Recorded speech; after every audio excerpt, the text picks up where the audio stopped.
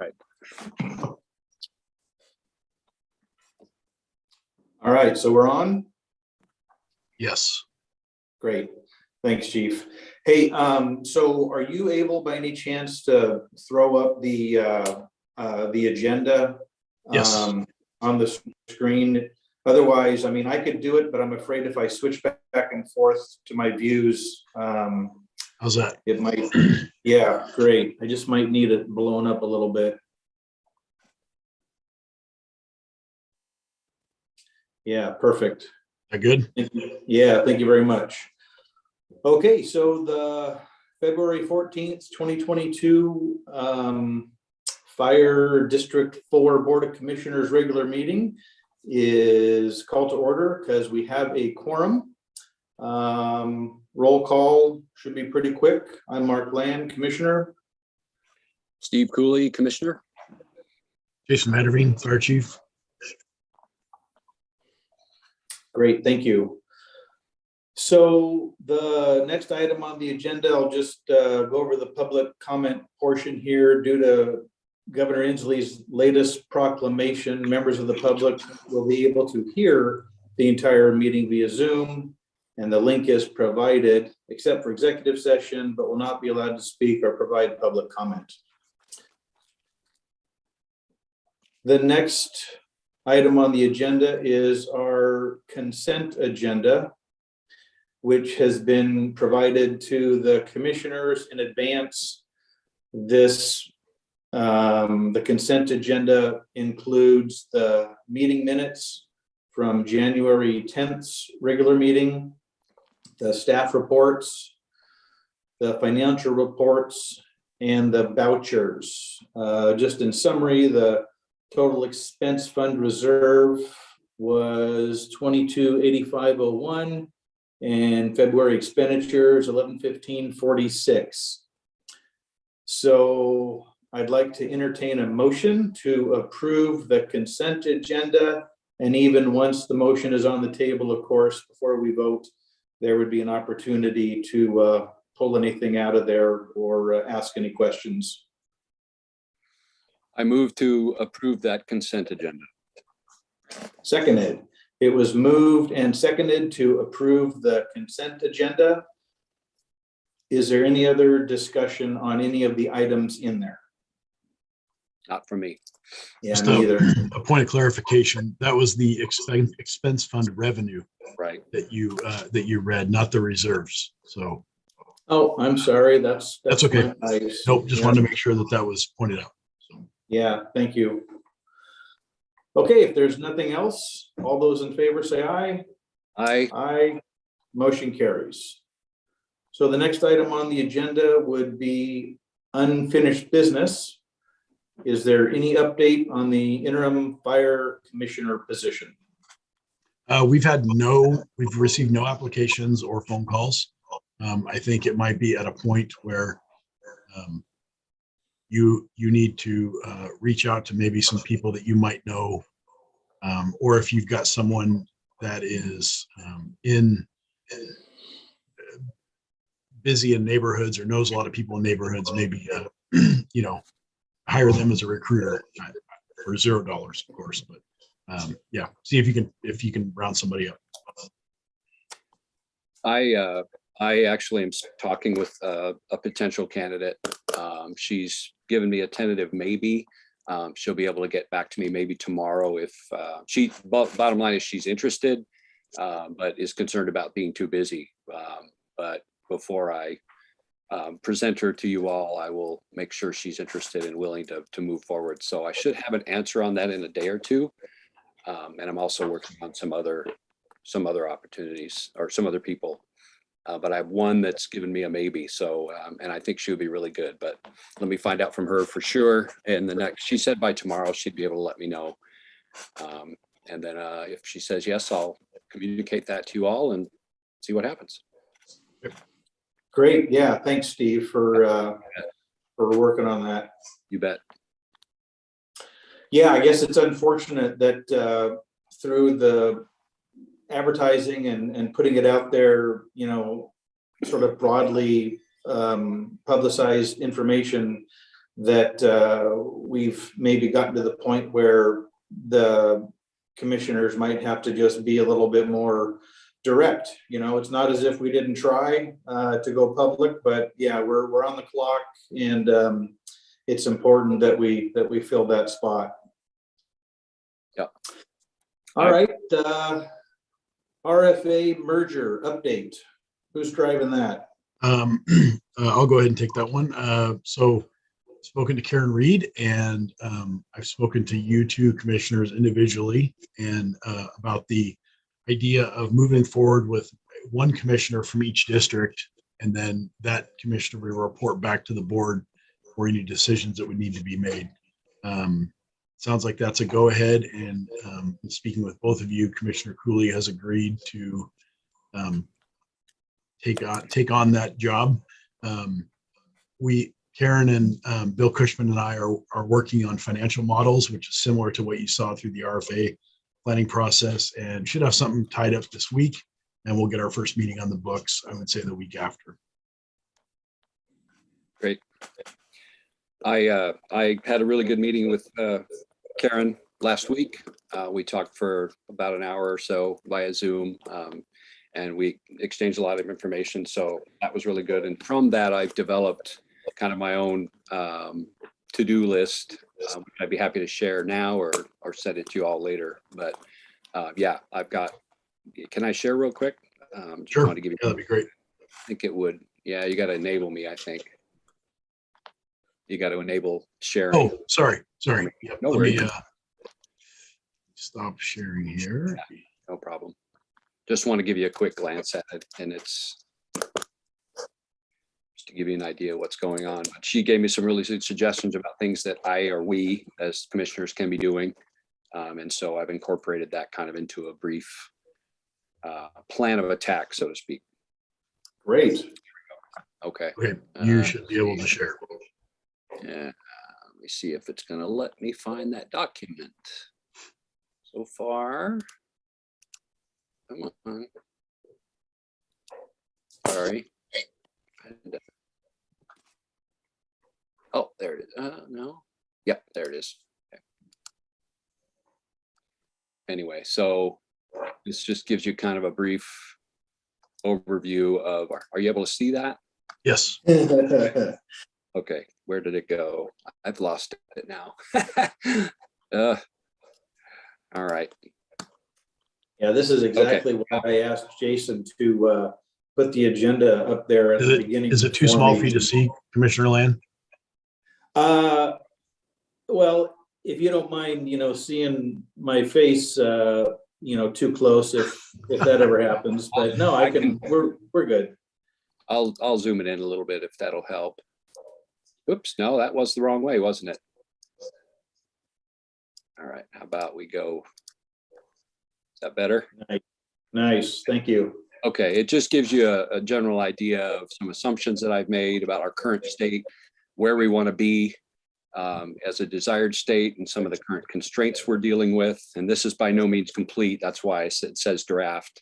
I'm still putting it together, and then kind of an action plan based on all of that, and then my immediate to-do lists and some things that we need to do. So I'd be happy to send that to you as well, or we can include it as part of this meeting packet, or however that works. But it's just some things I'm putting together to move this whole thing forward. Yeah, Commissioner Cooley, if you could email it to me, I'll email it to Commissioner Land. Okay, I'll do that. And then make sure that this gets included as correspondence for the next board packet. So yeah, this is good. Okay. So just gives you a quick idea of some of the things I'm working on. Yeah, great. Thank you. Just as I'm just kind of quickly scanning through it, one of the things that's jumping out at me is the word merger as opposed to regional fire authority. Is that just maybe a non-significant title right now, or is that where Karen has kind of been leading you? No, I just put it in quotes as we talk because it's a generic term, little m for merger. Yeah. Gotcha. Some sort of combination of the two districts, whether that be an RFA or a merger or whatever. So yeah, thank you for that. Of course, very open to any input on anything you might see now or later as well. This, like I said, it's by no means complete. I'm just trying to get a handle on all of the different ways that I think we need to attack this issue. Yeah, no, thank you for doing that. As you can see, I'll draw your attention to number 2 here under action plan. As you can see, Karen and I discussed all sorts of options, meaning from on one end of the spectrum would be a fully funded independent district for fire service, which is unlikely at this point, and all the way up down to and including no fire service in District 4. So, and then I'm trying to fill in every option we might have in between so that we can educate the constituents about those options. Time is short, as you probably know. Karen and I talked about that too. The deadlines for getting anything on the ballot, on either ballot for this year, are fast approaching, and in some cases really are too late for us to get certain issues on the ballot. But again, I need to flesh that out a little bit more so we understand where we are. And I think I agree, Commissioner Cooley, and I think the biggest thing is we could throw something on the ballot, but what is our chance of success? We look at last year's, 2 measures that failed, and it's obvious we have a huge communication problem or vacuum with the constituents. We're not understanding what they want, and they're not understanding what we need. So it's going to take time to fix that, and money. And how do we do that? Exactly. One of the options that she and I talked about was some sort of a survey. She might have mentioned it to you all too when you talked with her. Some sort of a survey to present these options or some options to them and the impact of those options, and get an idea from the constituents what they're looking for. But yeah, how that happens and how we get that survey out is still a question that I'm exploring and that we are exploring. So, yeah. And one of the things, I guess the last thing I'll say so we can move on unless you have questions, is I need to meet with probably your personnel chief and maybe yourself to, kind of as a follow on to the meeting that we had a few months back where you went over the budget with me. I want to have a little bit more of a focused meeting on basically developing a way that we can communicate the current state of our finances to our constituents in a way that they will clearly understand. Yep. Their eyes, of course, will gloss over if we present any spreadsheets or anything like that. I want to distill down the work you've done into something we can use to communicate with the constituents. Okay. So, absolutely. I'll get with you on when we can get together to do that. Okay. And Great. That's it for now. So, all right, I'll stop sharing so we can move on. Any other questions or comments on this before I? Okay. No, it looks great. Just is there already another meeting or something in the works with Karen? Do you already have something, the next one planned?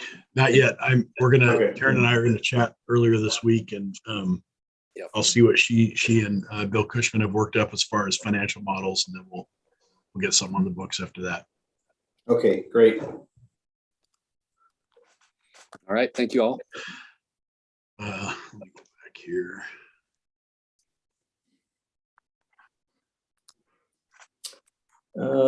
Britton Loop Station 12 maintenance discussion. Chief Ward, you want to chime in on that one? You may be on the phone. There I am. Here he comes. I'm here. One of the things that we recently had done was the big 5-year required inspection of the training tower, and it's in decent condition as far as the structure goes. It has not been maintained on a regular basis, so it's kind of behind in needing a bunch of stuff done. There's a lot of metal work that needs to be replaced on it. There's some repairs that need to be done. There's some painting internally that needs to be done on it. reduce the rust within the structure itself. But overall, it's in good shape. It's in decent shape. There's some concrete work that needs to still be redone on it from some spalling that happened in the burn room over the years, as well as some of the panels still need to be replaced. We have some of that equipment or product that we purchased last year, and we just need to get that up. But yeah, the discussion is we're in the tens of thousands of dollars to go through and really put that thing back into good working order. Bellingham's done a pretty good job of if something gets broken, they've gone and fixed it rather than just leave it.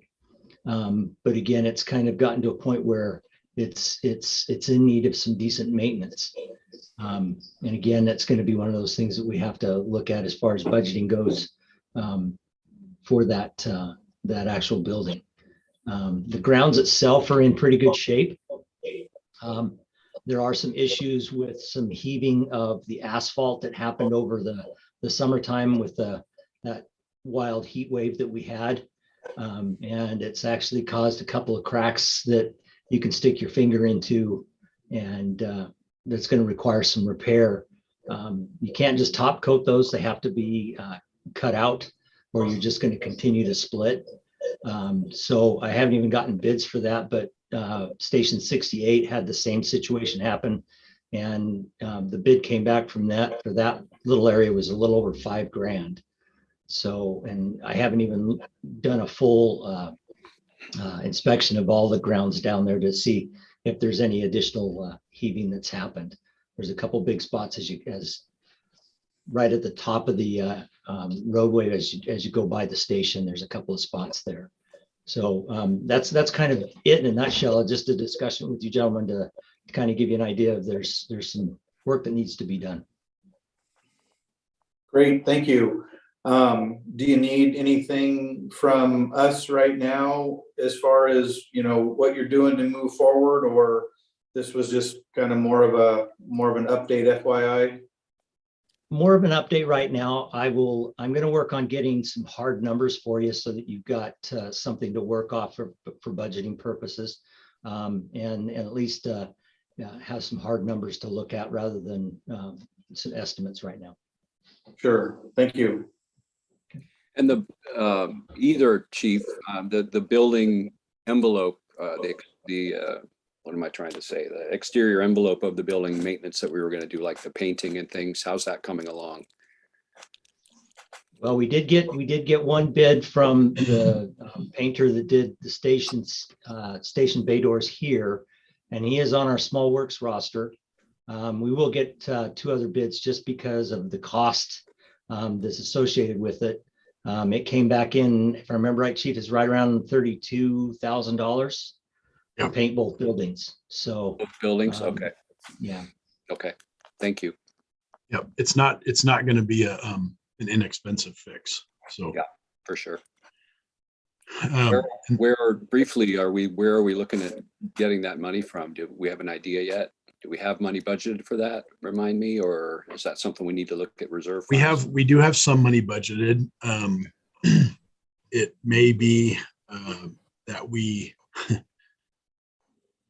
there's the county has approached me and is interested in the possibility of as they add a 5th medic unit, doing some moving around of medic units within the county. And one place they've identified as Station 12 would be a geographically good spot. That can happen in the state with the building layout as it is today. It would require a significant not restoration, but remodel to that station in order to house the number of people and that unit. So I went and met with Mike Hilly, who's the administrator for the EMS, Wacom Medic 1, Wacom EMS. We walked through the building, looked at plans, looked at drawings that were done when the building was initially built. So they had a phase 2 and phase 3 drawings. We went through and looked at that the city of Bellingham just got a bid architectural bid for what it would take to build a station out on Gooseberry Point to rebuild that station. And $452 a square foot is what commercial, simple commercial space is running right now with supplies and labor. So extrapolating that on what what kind of square footage we would need in order to make that work, it's about $1.5 million remodel project just to start with. The more that Mr. Hilly and I looked through the building and looked at things, there's a lot of work that would need to get done in order to house that many individuals, as well as bring up that station was, well, although it's only 20 years old, it doesn't meet today's health and safety standards. So there's some additional things that would have to get put into that station. And I've told him in no uncertain circumstances, District 4 cannot pay for this and then submit to you a bill for reimbursement. It would have to come 100% from the county. He's prepared to do that and has put out the initial feelers at the county so that they would have to do everything. Now, there's a huge question in my mind, who owns what when this thing's done? Right. Okay. This was a very long way of saying I'm hoping to actually wrap painting into this, Gotcha. this whole thing, because it's going to require an extensive remodel. Okay. It needs to add additional bunk rooms, additional showers. It needs to expand the kitchen and the living spaces. There's no office space. There would need to be some small office space. That's going to require the HVAC being updated. It would get the fit pit out of the apparatus bay in order to park a medic unit in there. I mean, we're talking a huge expansion. Now, in the phase 2 plans, those are drawn between the current station and the admin building. So if you're wondering, like, where is all this going to happen? That's the ground. So the land is owned. There's a conditional use permit on file. So, I mean, it could be expanded. But I have made it very clear to the county that District 4 is not going to do it.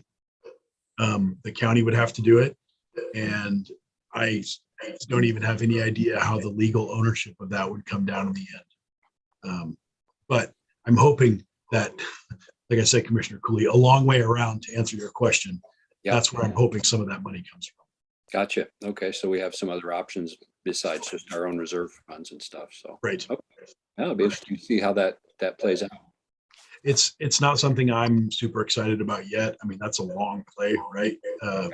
Right. There are other potential facilities, including Station 4, which is, 1.5 miles away, which would be ready for it. But I think there's a push to have that unit located in the county, and to be located that close to Mount Baker Highway to be able to run to the east is a good spot. So, that would also be yet another form of revenue potentially for District 4 as far as, rental of that space, or does the county build it and they get it rent free for X number of years, and at the end of that time the property goes to District 4. I don't know. That could play out in a bunch of different ways. Right. Okay. Cool. Thanks for letting us know. Yep. Great. Good discussion. Anything else on that or any other unfinished business? All right. New business. Anybody have any new business? I wanted to just, I spoke with Commissioner Land this morning briefly about Station 13, which is on East Smith Road. The state is looking for land or property and building space to lease for 2 DNR engines. So wildland engines. They've identified that as a property of interest. I'm working with them in the very initial stages now of what that would look like. Could be another, small to medium source of revenue for District 4. And it would be great. They've been parking their engines up at Station 12 the last couple of years during the week. And it's worked out well. It's been nice to have them nearby. And it would be, I can't think of a better use for Station 13 because we're not currently using it as a response station now. So, excuse me. So that's in the initial phases. Cool. The other piece of new business I'd like to bring up is that District 4, I have, since I became the chief, I've known about this. District 4 has some old apparatus, 2 aid cars and an engine. We're talking an old engine, not the one in service at Station 12 now. This one sits in a storage unit, in a storage facility that we have. Then we maintain it, but we don't use it. It's a 2-man cab. It's, Sean, do you even know what year it is? 80, maybe in 1980, 82. And I'd like to suggest to the board that we surplus that engine and those 2 ambulances. We're maintaining them. It's costing money to maintain. To sell them would generate a small amount of revenue. It's insignificant to even think about, really, but we're also paying insurance for them, and we're not going to do anything with them. They're never going to go back in service as aid cars. They're just too old. The technology is obsolete, especially that engine. If it weren't sold, they would all go up for auction. Or the other idea with the older engine is it would be a wonderful engine to donate to someone south of the border, to a community in need south of the border. It would be small, short wheelbase, 2-man cab. It's perfect for them. But I'll let you two discuss if you would like to entertain surplusing these vehicles next month. Yeah, I mean, as far as my input on something like that, I would just rely heavily on you, Jason, your expertise recommendation would be, and then just, I guess the process would be you would put together the actual surplus language, and we would bring a motion forward at the next meeting. Is that kind of how that would work? Correct. We'll type up a resolution and put them forward, and you can look at it and read it and decide whether to surplus or not. Both Chief Ward and I have talked, and we agree that there's no reason. These regs are just costing us insurance money at this point. They're not in operational use. They're not going to be in operational use. They're collecting dust, and it would serve. I'll be honest, I've been really hesitant to want to do anything with any District 4 apparatus until any District 4 anything, until we know what the path is. But bottom line, if District 4 ends up on its own, which it's not, because that's not the plan, but nobody's going to use these apparatus. They're ready to become somebody's work van. Quite honestly, they're not going to be used for emergency response. Got it. That's good. So, okay, we will draft we will prepare them for surplus. Draft the resolution will be next month's board packet. Great. Perfect. Thanks. Yep. Was there any other new business? I don't have anything else. Nor do I at this point. All right. Me either. It doesn't look like there's any correspondence unless something came in late. No, sir. All right. We're looking at next month's meeting. I have it on my calendar. 14th noon. Yep, that still works for me. Okay. Me too. Okay. As far as agenda items for the next meeting, clearly, we just need to keep the RFA always on the agenda, always updates and discussion on that. So it sounds like there's people that are ready to continue to work on that. And then if there's, looks like we might have a resolution for surplusing. I don't know if anything maintenance wise would come up, but that's really the only thing that, and of course, filling the board. Yep. So those seems to be the kind of the pressing issues from my vantage point anyway. Yep. And we'll add Station 13 an update on Station 13, what's happening with the state there too as well. Sounds good. All right. So then in the drawer, in the commissioner's drawer at Britton Loop, is that where, if I swung by after work today, is that where I'll be able to see everything that I need to sign? Yes, sir. We'll have them there. We'll have documents there. And then if you could email Jenny once you've signed them, each of you email Jenny and let her know when they're done, and we'll get them picked up and Will do. taken care of. Okay, I mean, I don't know if it has to be today. I don't want to force anybody to suddenly run into town, into Bellingham for that, or maybe they're already there. I don't know. Let's say they'll be there by close of business tomorrow. Yeah, that sounds great. And I did sign the previous raft of documents last week as well. And I'm sorry, I didn't email Jenny. I need to get better about communicating with her when I do that. But so I don't know if she's goes up yet or not, but. Okay, so actually, I just got word that they're actually already there, so you can stop by today. And Great. She's that good. Yeah. All right. Yeah, the minutes look really good this time around. She does a really good job with those. So Yeah, so if you could just individually email her when you're done, that'd be wonderful. okay. Okay, is there anything else? Nothing. All right, well then I would say that we are adjourned. Thank you, everybody, for all your time and work that went into making this meeting happen. Thank you. All right. Thanks, everybody. Ian?